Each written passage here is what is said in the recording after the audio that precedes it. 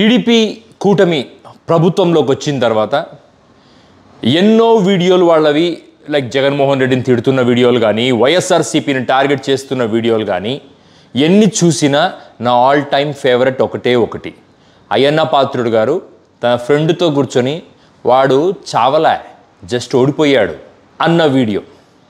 Literally ఆ video అది ఒక thought provoking and it is a spark and it shows how Jagannath Reddy is important to TDP rather than BJP and Janasena. Jagannath Reddy ఎవరు? జగన్మోహన్ రెడ్డి నిజంగా ఒక rowdyism చేశాడా? జగన్మోహన్ రెడ్డి నిజంగా ఒక కరప్టెడ్ పొలిటీషియనా? జగన్మోహన్ రెడ్డి నిజంగా అంత చెడ్డవాడా? 5 ఏళ్ళు మనల్ని ముఖ్యమంత్రిగా పరిపాలించాడే, 16 నెలలు జైల్లో ఉన్నాడే, 10 సంవత్సరాలు ప్రతిపక్షంలో ఉన్నాడే, ఈరోజు కూడా ప్రతిపక్షంలో ఉన్నాడే. ప్రతిపక్షంలోకి వచ్చిన తర్వాత కూడా ఏ రోజు నోరు తెరిచి ఒక్క మాట కూడా ఒకరు అనలేదే. ఎంతసేపు నేను కార్యకర్తలతో ఉంటున్నాను, ప్రజల తరఫున లెక్కలు గణాంకాలు మాట్లాడుతూ చంద్రబాబును విత్ నెంబరే మాట్లాడుతూ వచ్చాడే. చంద్రబాబులాగా నిలబెట్టి ఎస్పీని తరిమి కొట్టండి, కార్యకర్తలారా ఎగబడండి అని ఇటువంటి అగ్రెసివ్ మాటలు మాట్లాడలేదు జగన్మోహన్ రెడ్డి. మరి ఎందుకు? Why Jaganmohan Reddy is a target for TDP? Answer simple. మీలో ఎవరన్నా అసమర్థుడి మీదనో రాళ్ళేస్తారా? వాడు చావాలనో వాడిని చంపాలనో కోరుకుంటారా? వాడు పతనం అవ్వాలనో కోరుకుంటారా? బిజినెస్లో సరిపోని వాడి మీద కానీ, మీ కుటుంబంలో దయాదుల మీద కానీ, మీ దగ్గర నుంచి ఏదైనా ఎవడన్నా లాగేసుకుంటాడేమో వాడి చరిష్మాతో, వాడికి ఉన్న సామర్థ్యంతో అన్న భయం మీలో మొదలైనప్పుడు ఆటోమేటికలీ మీరు ఆ వ్యక్తిని పతనం చేయడానికి ప్రయత్నం చేస్తారు. పతనం చేయడానికి మీలో ఎంత తెలివి ఉందో, ఎంత శక్తి ఉందో అంతా వాడతారు. ఇవాళ చంద్రబాబు నాయుడు గారు కూడా గత 15 సంవత్సరాలుగా జగన్మోహన్ రెడ్డిని తొక్కి పెట్టడానికి, నలిపేయటానికి, రాజకీయంగా కృంగతీయటానికి తన సాయ శక్తుల ఉద్యమంలో ప్రయత్నం చేశాడు. 2014 to 19 వరకు కూడా 29 సార్లు నేను ఢిల్లీకి వెళ్ళాను అని చెప్పిన చంద్రబాబు నాయుడు గారు ప్రతిసారి ఢిల్లీకి వెళ్ళిన ప్రతిసారి జగన్మోహన్ రెడ్డి అరెస్ట్ కావాల్సిందేనని చెప్పి ఢిల్లీ పెద్దలపై ఒత్తిడి చేశారు అనేది ఎంతో మంది మాట్లాడుతున్న మాట. అటువంటి చంద్రబాబు నాయుడు గారు 2024లో పవర్లోకి వచ్చిన తర్వాత ఆయన జగన్మోహన్ రెడ్డి గారిని వదిలేస్తారా అన్న క్వశ్చన్కి simple answer, impossible. At the same time what is Jaganmohan Reddy? మొండికి మాట ఇస్తే తప్పకుండా ఉండటానికి, తను మాట ఇచ్చానో దాని మీద నిలబడాలి అన్న ఒక ఇమేజ్ని డెవలప్ చేసుకునే క్రమంలో ఎంత మొండిగా వెళ్తున్నారంటే, ఆ మొండితనం వల్ల తన పార్టీ పవర్లో కోల్పోయినా కూడా కొన్ని వర్చ్యూస్ని నిబద్ధతతో ఫాలో అవ్వాలి నిర్ణయించుకున్నారు కాబట్టి పార్టీ పవర్లో నుంచి వెళ్ళిపోయినా కూడా సాలిడ్గా నిలబడుకొని ఉన్నాడు. అటువంటి జగన్మోహన్ రెడ్డి మీద విచక్షణారహితంగా దాడి చేస్తున్నప్పటికీ నోరు మూసుకొని ఉన్నా, మీరు చేసిన తప్పు, కూటమి చేసిన తప్పు, అతి భయంకరమైన తప్పు, పవన్ కళ్యాణ్ చేసిన తప్పు నాకైతే స్థిరంగా ఒకటి కనబడుతుంది. ప్రజలకు ఫాల్స్ ప్రామిసెస్ ఇచ్చి ఆ పవర్లోకి రావడమే ఒక పరమావధిగా వచ్చారు. ఎప్పుడైతే రాజకీయాలలో పవర్లోకి రావడం మాత్రమే ఉద్దేశమై ఉంటుందో ఆ రాజకీయం పతనానికి దారితీస్తుంది.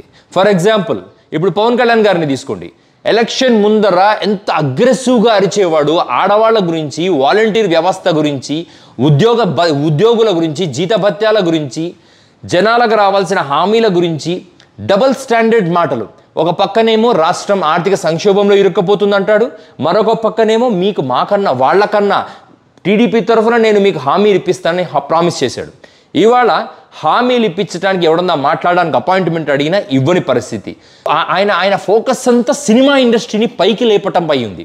సినిమా ఇండస్ట్రీని ఎలా బాగుపరచాలి, సినిమా థియేటర్కి జనాలను ఎలా రప్పించాలి. ఎంతైనా ఒక నటుడు ఒక ఫ్రెటర్నిటీ నుంచి వచ్చిన వాడు సినిమాల్లో లాగే బిహేవ్ చేస్తాడు కానీ ప్రజల్లో ఒకడిలా బిహేవ్ చెయ్యడు. దిస్ ఈజ్ పవన్ కళ్యాణ్ గారికి ప్యాకప్ చెప్పేయచ్చు జనాలు. నెంబర్ 2 నారా లోకేష్. మా అమ్మనన్నారు, మా అమ్మనన్నోని నా రాజకీయ జీవితం పతనమైనా పర్లేదు, మేము ఖచ్చితంగా వాడిని అరెస్ట్ చేస్తాం, వాడి అంతు చూస్తామని చెప్పిన వాడు రాజకీయాల్లో పవర్లోకి రాకూడదు. పోయి వాడితో తలపడి పోరాడి గెలిచి జైలుకు పోయినా పర్లేదు, మా అమ్మ కోసం జైలుకు పోయినా అని అనుంటే ఆ రోజు మిమ్మల్ని గౌరవించేవాడు జనాలు. అరే తల్లి కోసం జైలుకు పోయిన కొడుకు అని. కానీ ఈరోజు ఆ పరిస్థితి కాదు.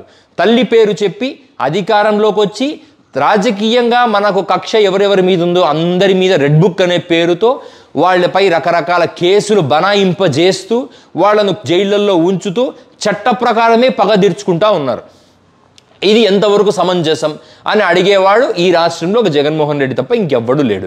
కాకపోతే దానికి ఒక వ్యాలిడ్ ఏమన్నంటే కేజీఎఫ్ సినిమాలాగా అమ్మ సెంటిమెంట్. ఎన్ని సంవత్సరాలు అమ్మ సెంటిమెంట్ బ్రూ అవుతుంది? That he should know.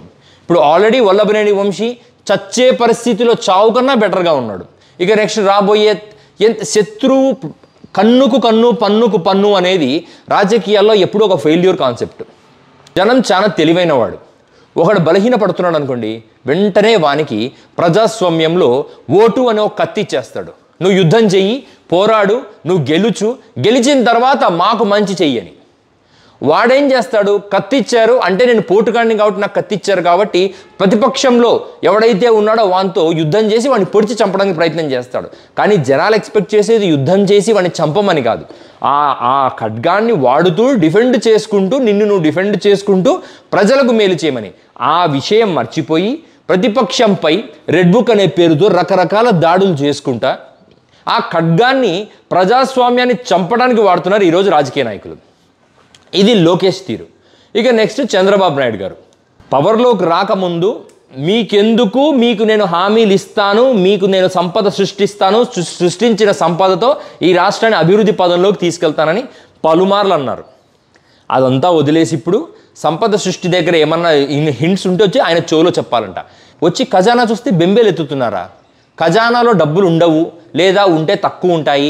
మనం ఎటువంటి పరిస్థితుల్లో అయినా హామీలు ఇవ్వాలి, హామీలు ఇచ్చిన హామీలు నిలబెట్టుకోవాలి. అట్లీస్ట్ 50% ఆఫ్ ద హామీని నిలబెట్టుకోవాలి. ప్రజల్లో మనీ సర్క్యులేట్ చేయాలి, ప్రజలకు సెల్ఫ్ డిసిప్లిన్ నేర్పించాలి, సెల్ఫ్ ఎంప్లాయ్మెంట్ క్రియేట్ చేయాలన్న ఒక బేసిక్ సెన్స్ లేకుండా ఎంతసేపు అమరావతి అనే ఒక కన్స్ట్రక్షన్లో మునిగిపోయి అమరావతిని డెవలప్ చేసుకుంటూ డబ్బులన్నీ అక్కడ డంప్ చేస్తూ మన రాష్ట్రంలో లాస్ట్ ఇయర్ కన్నా ఈ ఇయర్ బడ్జెట్ 1% 20% పెరిగిన బడ్జెట్లో హామీలు లేవా, పథకాలు లేవా? కానీ ఆ బడ్జెట్లో మొత్తం అన్ని పథకాలు ఇచ్చారే, దానికన్నా ఎక్కువ బడ్జెట్, లాస్ట్ ఇయర్ కన్నా ఎక్కువ హామీలు, లాస్ట్ ఇయర్ కన్నా ఎక్కువ అప్పులు, కానీ పథకాలు మాత్రం ఏవి రీచ్ అవ్వట్లేదు. అంటే డబ్బంతా ఒక పక్కకి డైవర్ట్ అయిపోతుంది. మేము కష్టపడి ట్యాక్సులు కట్టి సంపాదించిన డబ్బంతా తీసుకుపోయి ఒక ఊరు నిర్మించడానికి ఒక ప్రభుత్వం ఫండింగ్ చేస్తుందంటే ఈ దేశంలో అడిగేవాడు లేడా, ప్రశ్నించేవాడు లేడా? ఎంత డబ్బును తీసుకుపోయి అమరావతిలో ఫండింగ్ చేస్తున్నారు. వర్షాలు వచ్చినప్పుడల్లా అమరావతి లాంటి ప్రాంతాలు, లోతట్టు ప్రాంతాలు మునిగిపోతూ ఉన్నాయి. అయినా కూడా లేదు, మేము అక్కడ కడతామని యుద్ధ ప్రాతిపదికన కడుతున్నారు.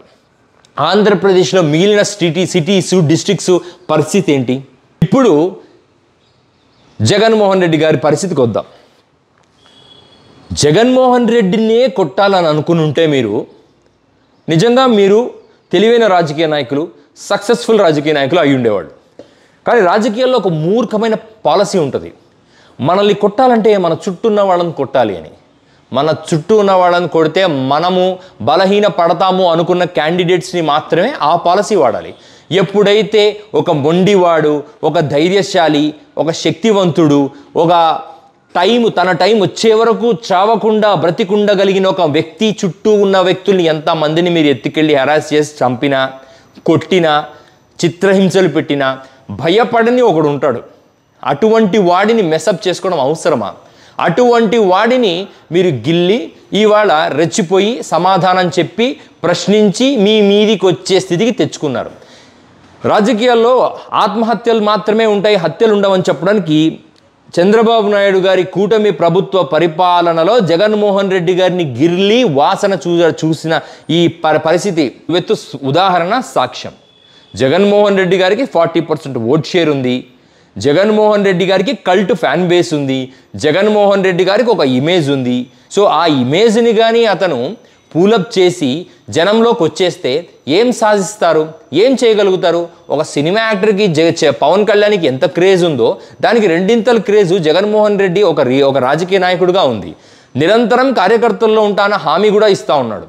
అతన్ని హెరాస్ చేసుంటే ఏమన్నా ఒక అర్థం ఉండేది. అనవసరంగా కార్యకర్తల్ని గిల్లి, అతని చుట్టూన్న నాయకుల్ని గిల్లి, అధికారుల్ని గిల్లి, ఎస్సీ, ఒక మాజీ ఎంపీ అని కూడా ఒక కన్సర్న్ లేకుండా నందిగామ సురేష్ని వెరీ ఫ్రీక్వెంట్గా ఏదో చిన్న ఒక పెట్టి దొంగనో పెట్టి థీఫ్నో జైలుకి తీసుకెళ్ళినట్టు తీసుకెళ్తూ అతన్ని హెరాస్ చేస్తూ కేసులు పెడుతూ ఎన్ని సంవత్సరాలు కేసులు పెడతారు? ప్రజారంజక పాలన చేయమని అడిగితే ప్రతిపక్ష కంటక పాలన చేయడానికి మీరు ప్లాన్ చేస్తే దానివల్ల నష్టపోయేది ఎవరో తెలుసా? నెంబర్ 1 ప్రజలు మీకు ఓటేసినందుకు, మిమ్మల్ని నమ్మినందుకు, ఎందుకంటే మీరు రెడ్ బుక్లు అవి ఇవి ఇంప్లిమెంట్ చేయడానికి వచ్చారు. నెంబర్ 2 కార్యకర్తలు. ఎవరు? మీ కార్యకర్తలు. ఈరోజు జగన్మోహన్ రెడ్డి గారు వెరీ స్ట్రాంగ్గా మీకు వార్నింగ్ ఇస్తున్నారు. మా కార్యకర్తల్ని ముట్టుకుంటున్నారు, మా వాళ్ళు పేర్లు రాసుకుంటారు, మీకు మళ్ళీ రెడ్ బుక్ అనుకోండి, బ్లూ బుక్ అనుకోండి, పేర్లు రాసుకున్న తర్వాత ఆ కార్యకర్తలను ఎవరెవరైతే వేధించారో వాళ్లను మేము టార్గెట్ చేస్తాము. అధికారం శాశ్వతం కాదని మీకు తెలుసు కదా. తెలిసిన తర్వాత కూడా మీరు కార్యకర్తల్ని పణంగా పెట్టి మీ రాజకీయం చేస్తున్నారంటే మీరు ఎటువంటి రాజకీయ నాయకులు? మీ కార్యకర్తల కన్సర్న్ మీకు ఉండక్కర్లేదా? మీ కార్యకర్త అంటే ఇది రాజకీయంగా ఇంటెన్షనల్గా చేస్తున్నారా? కార్యకర్తల్ని ఒత్తిడి చేస్తే, కొంతమందిని లిఫ్ట్ చేసి ఒత్తిడి చేసి రాష్ట్ర ప్రభుత్వాలు ఒత్తిడి చేస్తే ఆ సింపతి మనకు వస్తుంది, మళ్ళీ మనం పవర్లోకి రావడానికి అదే ఉపయోగపడుతుందని టీడీపీ కూటమి ఏమైనా ప్రయత్నం చేస్తుందా? మీ కార్యకర్తల్ని మీరే బలి చేసుకునే ప్రయత్నం ఏమైనా చేస్తే తప్ప ఇటువంటి చర్యలు చేయరు. రాజకీయంగా జగన్మోహన్ రెడ్డిని ఎదుర్కోవటము, మీ కార్యకర్తలు బలి చేస్తూ ఎదుర్కోవటము మీకు ఇష్టము అనుకుంటే మీరు ఇదే పందా ఫాలో అవ్వండి. లేదా ప్రామిస్ చేసిన విధంగా ప్రజారంజక పాలన, అభివృద్ధి, సంక్షేమం కలిపి చేస్తామంటే చెయ్యండి. Anything is your choice. Jaganmohan Reddy గారితో మెస్అప్ చేసుకోవటం అంటే ఆయనను పర్సనల్గా హెరాస్ చేసి ఉంటే ఆయన మెస్అప్ అయి ఉండేవాడు కాదు. పార్టీని, పార్టీ కార్యకర్తల్ని, పార్టీ క్యాడర్ని డిస్టర్బ్ చేయాలని మీరు ట్రై చేశారు. Maybe that should be the fate of TDP and Janasena.